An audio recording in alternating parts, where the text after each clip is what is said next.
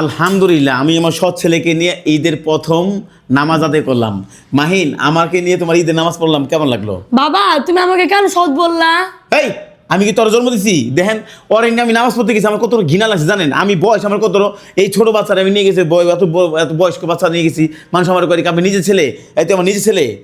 হ্যাঁ বাবা, আপনি আমার লোক এরকম ব্যবহার করতেছেন কিসের জন্য? দেখেন, মানে কি না পাইছে, মানে নিজের বাপ পাই গেছে গা। কি শুরু করছে? আমি বিয়ে করছি ওর মারে। আচ্ছা মাহিন, তোমার মারে আমি বিয়ে করছি, তুমি এত কথা করে যা যা। দেখেন আমার মারতেছে। এদিকে আমি আমার মার সঙ্গে ওনাকে বিয়ে দিয়েছিলাম, এদিকে আমার প্রতিদান হইলো আপনারাই বলেন। দেখেন আগে আমার বাবা ছিল না, আমি ঈদে নামাজ পড়তাম একা। আমার ওকে তো কিরে তোর বাবা কই রে? আমাকে তো আমার বাবা নাই, তোর আমার সবাই পচাইতো। আর আমার বাবা আছে, আমি বলতে পারি আমার বাবা আছে। দেখেন আমাকে কেমন ব্যবহার করতেছে আমার বাবায়। নিজের বাপের তো মাথা খাইছস, এর লিগে দেন নিজের বাপে ওর হালায় থেকে গেছে, ওর দুজনে হালায় তুই আবার নিজের বাপে বিয়ে করে ফেলেছে, আবার কথা কস বলবো না তুই আমার লোকে মাহিন। হ্যাঁ ও আব্বা, আপনি এমনি করে কথা কইতেছেন কি আব্বা? তোর আমার সৎ তোর মারে বিয়ে করছি, তখন আমার রাখতে মন চায় না, আমার এনে বইবে খাই দেয়, আবার দেখে নিজে দামি পোশাক পরছে, ফকির নিরিগ বাচ্চা, আবার কথা কস তুই।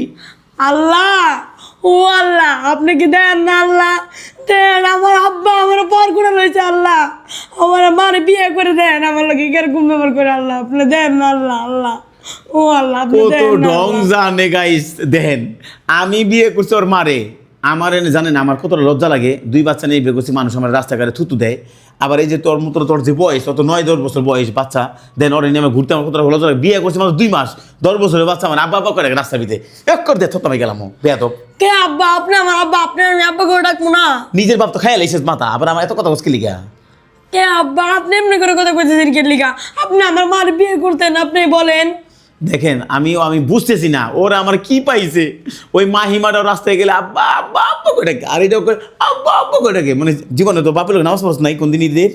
না আব্বা, আমি কোনোদিন আমার বাবার লোকে নামাজ পড়ি নাই। কে দেখেন কি পোড়া কপাল, নিজের বাপের মাথা খাইছো তো আবার আমার মাথা খাইতে দিছো না তুই মাহিন।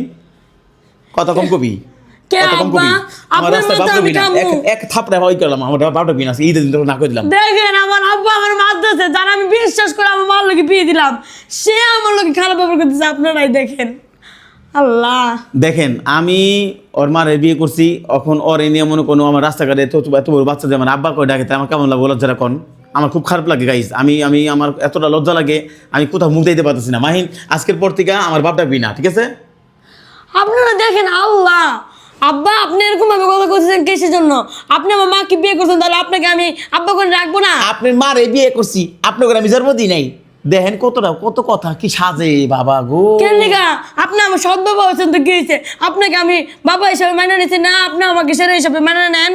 তো গাইস, আপনারা জানাইবেন আমি কি ওর ছেলে হিসাবে মানবো কিনা। ওর কত বয়স, আমার মান সম্মান সব ছেড়ে গেছে গা।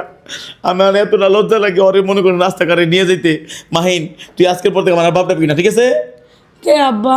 আপনি এরকম কথা কইতে পারেন না আব্বা। আচ্ছা, যারা এই ভিডিওতে কমেন্ট করবেন ওরে কি আমি আমার ছেলে বানাবো কিনা, আপনারা অবশ্যই কমেন্ট করে জানাবেন।